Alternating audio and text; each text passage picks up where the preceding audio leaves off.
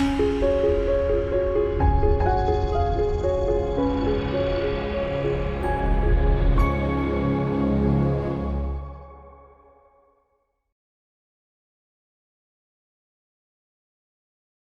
everybody!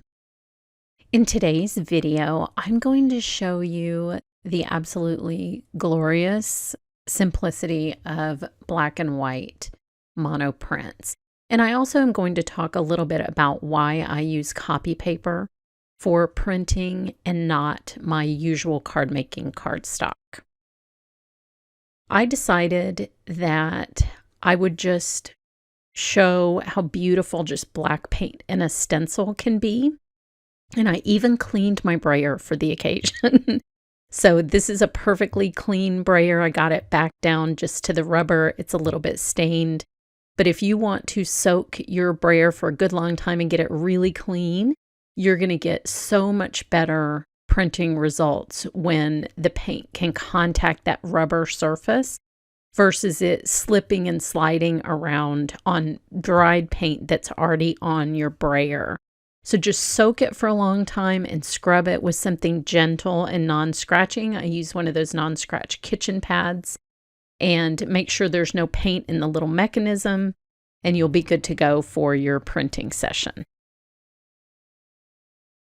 So to start out with, I just have some Dina Wakley black paint, and you really don't need very much, but I'm going to show you what high resolution you can get just with black paint. And I'll share a little bit of trivia from Edward Tufte, who taught me that the highest resolution you can get is black type on a white page. No screen in the world has resolution that high, and you get such fun looks from printing with just black and white as well.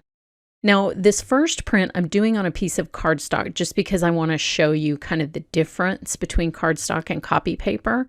Cardstock isn't going to give you as high a resolution as copy paper will because it can't get down in all the little nooks and crannies the way copy paper does. So see, you get a low resolution, poor print.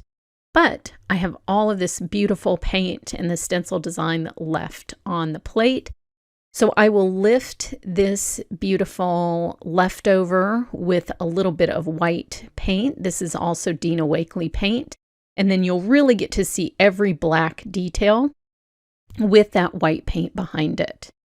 Now look at all of this detail. That is just a thing of beauty. So many layers, so much detailed paint from where it was lifted the first time. And it gives you sort of that crisp outline. And then you pick up all the light gray paint with the white that you can see sitting on top of that white paint, sort of like static. And I just think it's one of the most beautiful things I've ever seen. Another little bit of black paint. Less is more. I have a hard time learning this lesson, but especially with black paint, you really don't need very much paint to get started. Now this is kind of a bolder stencil, and first I'm going to just lift out a little bit with the copy paper so I get kind of this fun sort of zebra print, and then I'll have this print left on the plate.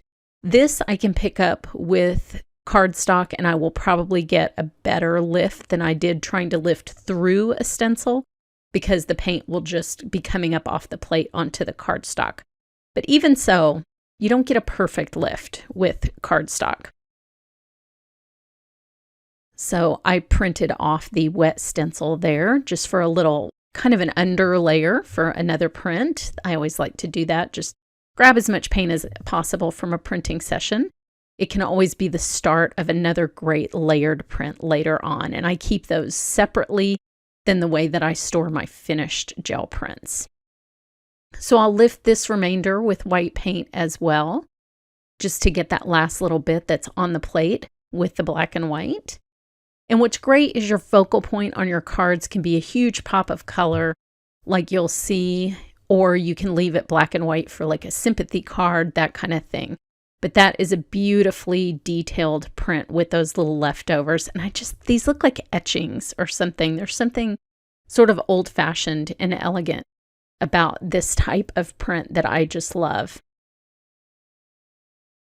Here you can sort of see the difference where the white paint lifted up some leftover black paint, and then places where the black paint had been lifted completely off the page. And you can see the white of the page like you can in this sort of zebra print. That got a good clean lift where all you're seeing is the white copy paper underneath the paint.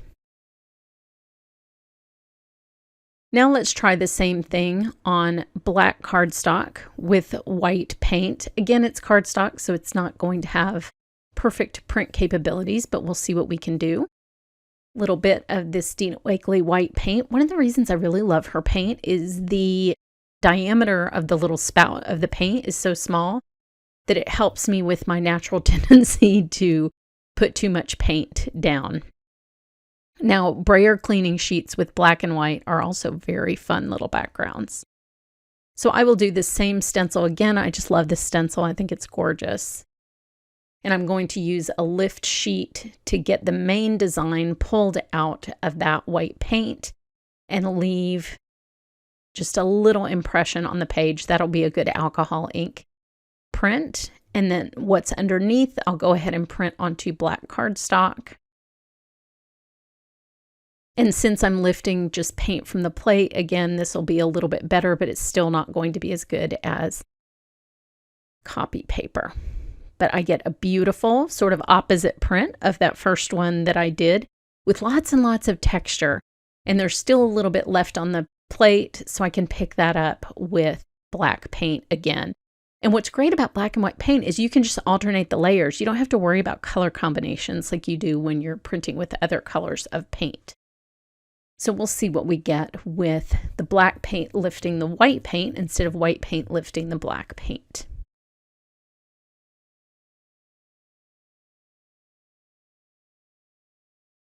Again, you get like that 3D kind of stone etched look that is just sort of ghostly and beautiful. I love it so much. And it's fun to look at the opposite effect where you started with black and ended with white, or started with white and ended with black. Really fun to see side by side. So head over to my blog for more information, and thanks so much for watching.